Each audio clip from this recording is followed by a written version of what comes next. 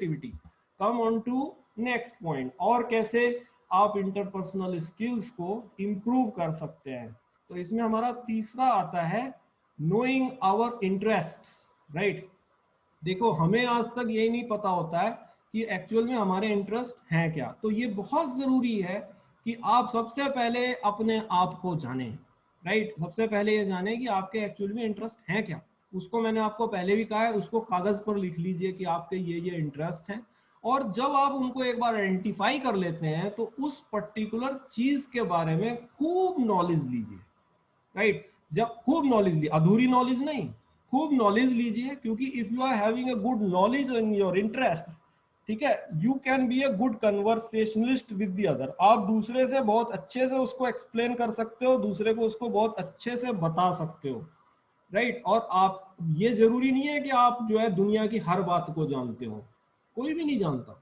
ये जरूरी है कि आप जो जानते हो उसको आप कितना बेहतर जानते हैं, ठीक है। So be a very good conversationalist, and to be a good conversationalist it is very important that you must have a good knowledge about your interest.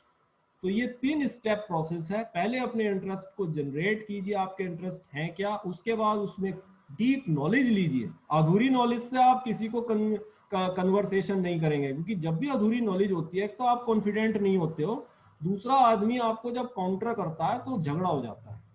तो जब नॉलेज कंप्लीट होती है तो वही आप नमल्ले है कि आप दूसरे को कन्विंस कर पा रहे हैं, राइट। तो एक अच्छे कन्वर्सेशनिस्ट के लिए ये जरूरी है कि वो नॉलेज पूरी ले, और जब वो लेगा तो वो अच्छे से बताएगा, अच्छे से बताएगा तो दूसरा सुनेगा, राइट।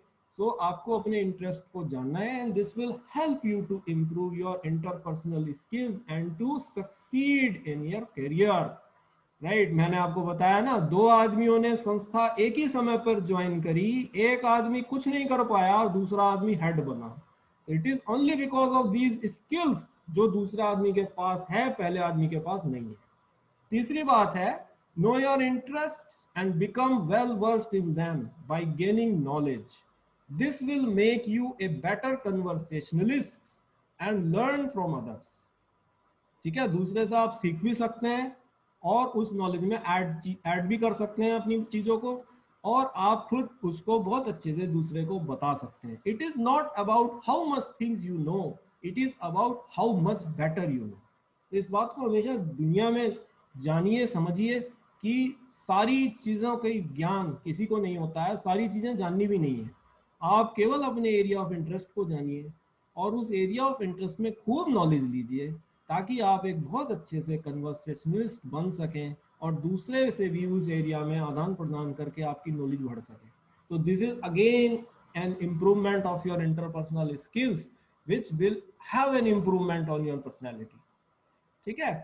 सो ये उस व्यक्ति के अंदर जरूर एक गुण होता है जो करियर में या किसी संस्था में तरक्की करता है। वो हमेशा अपने इंटरेस्ट को जानता है और अपने इंटरेस्टों के आधार पे वो उनमें खूब ज्ञान लेता है, और उस ज्ञान से वो एक कन्वर्सेशनिस्ट बहुत अच्छा बनता है, और उसके बाद वो उस ज्ञान को और बढ़ाता है दूसरों से आइडियाज को एक्सचेंज करके।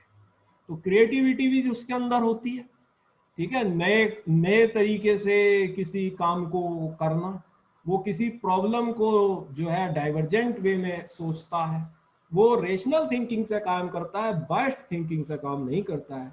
और वो यहाँ पर आता है जहाँ वो अपने इंटरेस्ट को जानता है और उसके में नॉलेज लेता है। नॉलेज लेकर के वो दूसरे आदमी को अच्छे से उसको एक्सप्लेन कर पाता है और दूसरे से इंटरेक्शन करके अपनी नॉलेज को बढ़ाता है।